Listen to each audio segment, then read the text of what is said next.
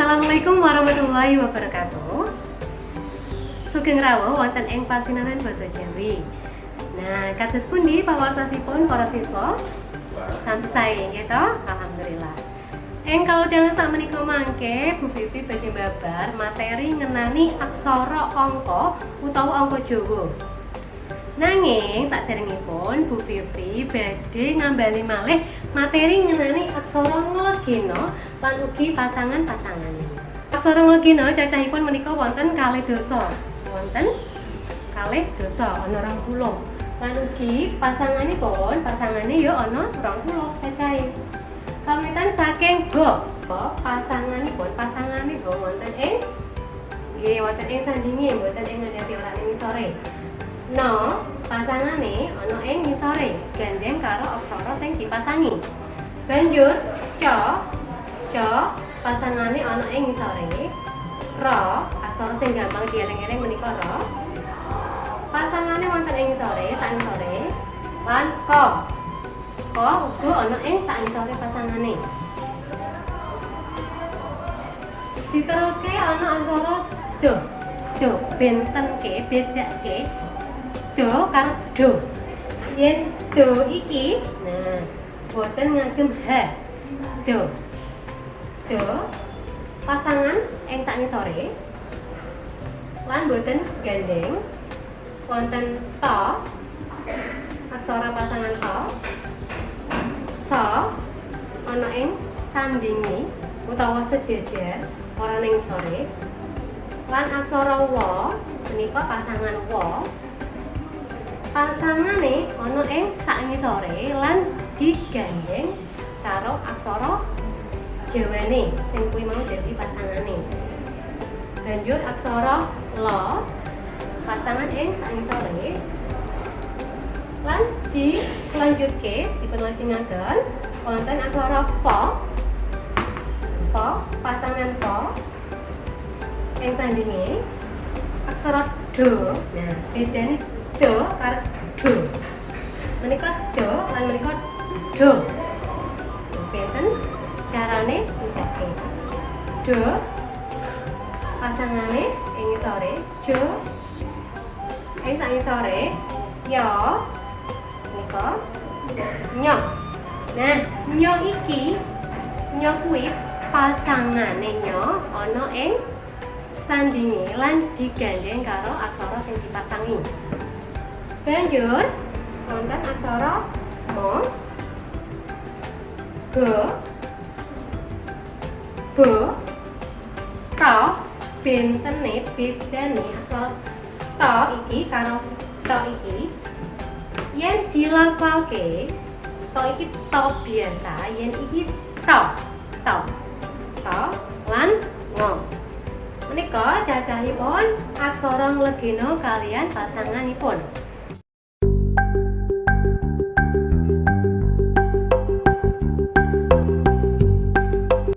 Nah, bibar mbahas ngenani aksara nglegena lan ugi pasangane menika babar ngenani sandangan swara lan ugi sandangan panyeget wanda. Kawiwitan saking sandangan swara kaperang terbagi kaperang dados gangsal nggih. Wonten wulu kuwi wujude kaya ngene iki. Biasane ana ing sak dhuwure aksara. Iki berarti aksarane wulune ning dhuwure. Kanggo sandangan swara i supaya unine i. Tuladha diwenehi tuladha nggih. Tuladha sapi. So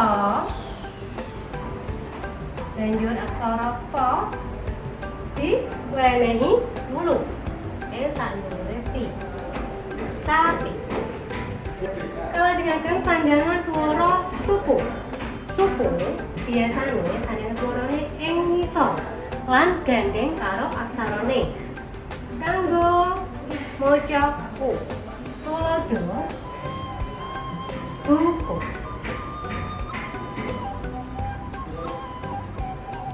Aksara go di suku lan aksara ko diparingi suku.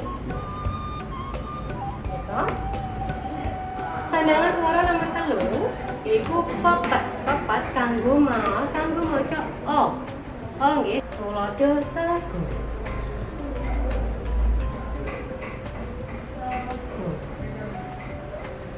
Aksara sa banjur di pepet ing sanisa lan go. Sagu. Yen ngagem kaleng papan panggonane wonten ing sakngajenge sak ngarepe aksara ini. Tuladhane lele.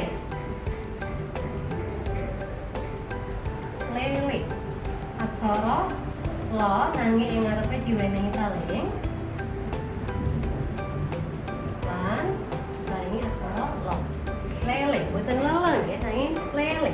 Sandangan swara nomor gangsal yaiku taling tarung. Nah, taling tarung iki gunane kanggo sandangan swara o. Tuladhane toho.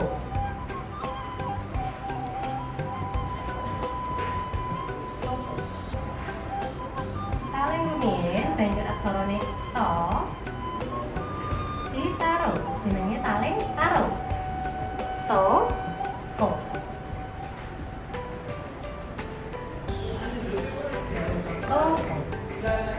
Menika ketingal nggih.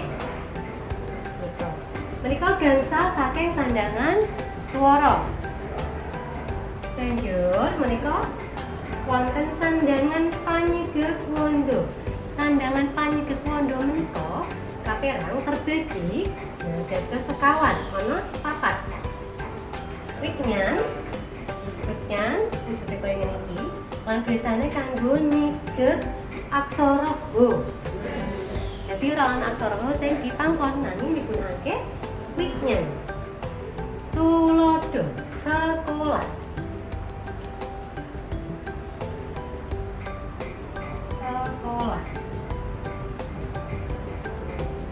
Lah aksara lah iki mengko ning mrene nganggo wiknyan.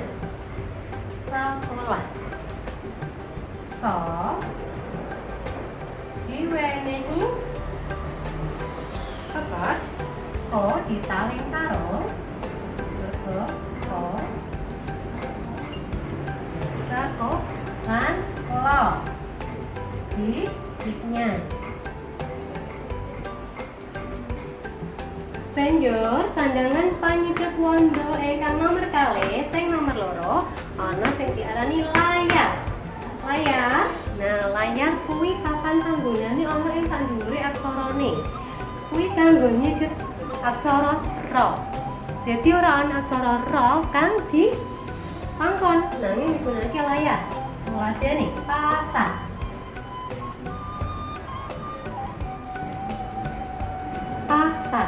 Po aksara sa lan ere digunakaken layar. Pasar. Kalajengaken sandangan panyegek wanda ingkang nomor 3 menika wonten cecek. Cecek nggih. Utawa cecek bisa cecek. Kanggo nyegek wanda ngo utawa eng. Tuladhane balung. Nah, bunyi ini balung. Aksara bo.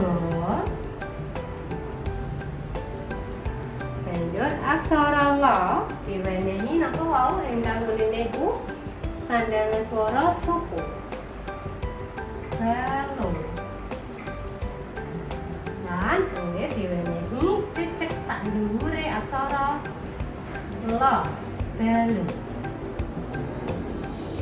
Dados dadi wonten 3 aksara sing ora kena dipangkon, ora kena dipangku. Yaiku aksara ba, pra lan ngo. Boten bareng dipangkon. Yen ho wis ana wiknyan, pra nganggo layar lan ngo nganggo cecek. Banjur sak banjure pangkon wujute ngene iki ning ngene aksara. Kuwi kanggo nyigek aksara ing ngarepe. Kabeh aksara bisa dipangkon kecuali kecuali aksara ba, pra ro lan ngo.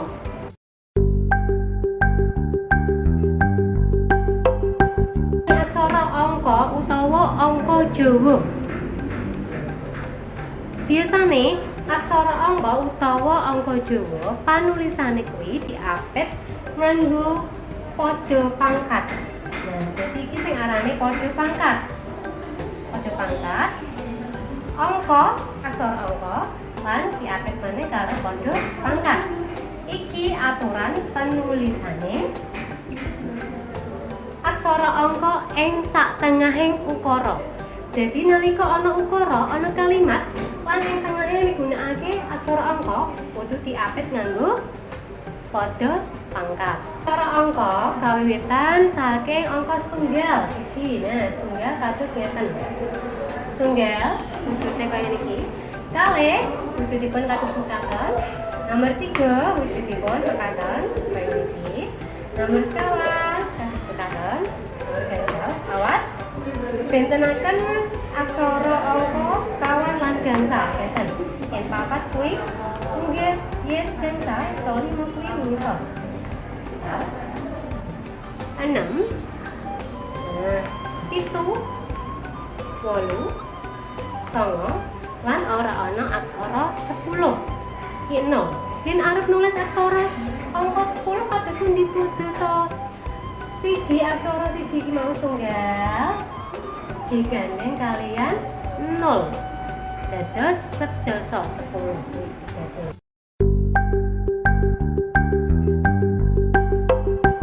Aksara angka uga iso diapalke. Carane ngapalke aksara angka yaiku siji kaya aksara G.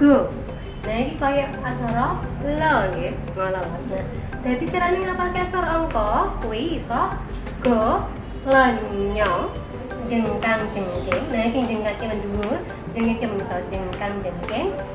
E, Lo, Po, Yo. Dadi kuwi 9 aksara angka sing iso diapalke. Siji go, go, lenyo, jengkang jengking, lo, po, yo.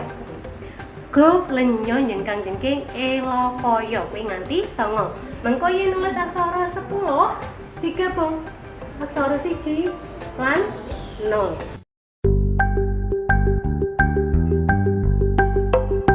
Nah, ing mriki Bu Vivi badhe maringi tulodo. Tahun 2014 aku bali. Nah iki ana ukara kalimat kang ing tengah-tengahe wonten aksara angkane. Carane nulis yen aksara Jawa kuwi biasane digunakake adeg-adeg. Digunakake adeg-adeg ing sangarepe. Aksara ta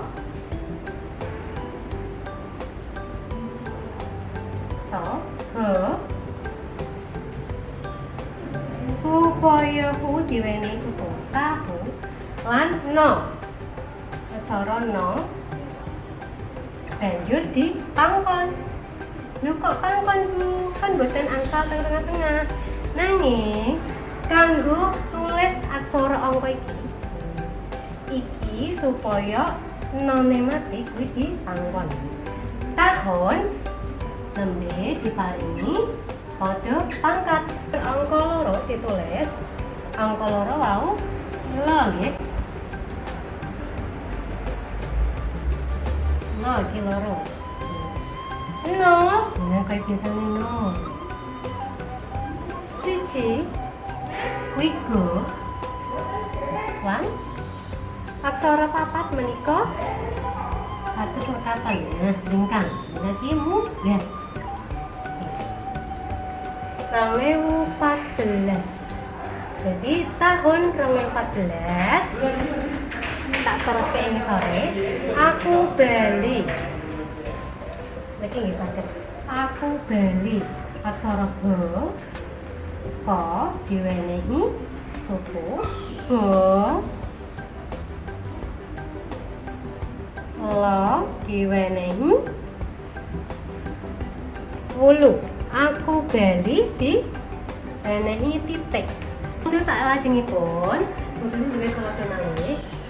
Tanggal 18 aku lahir. Titik. 18 ana ing tengah-tengahing ukara. Yen ditulis nganggo aksara Jawa diparingi cekaten rumiyin ing sangarti lan tulisane gandul menawi wonten ing buku ingkang wonten garise. To. Aksara to. Supaya tang wau dipun paringi aksara utawa sandangan. Paringi sandangan cecek nggih, tang. Kare nambahi go. Tanggo lan lo ditulis lo banjur dipangkon.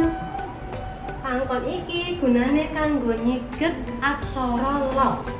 Tanggal 18 diapit nganggo pada pangkat.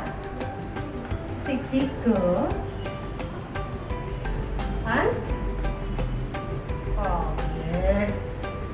tanggal 18 saiki aku a nganggo aksara g terus ko diwenehi suku aku lahir tentu ibu nganggo ho lahir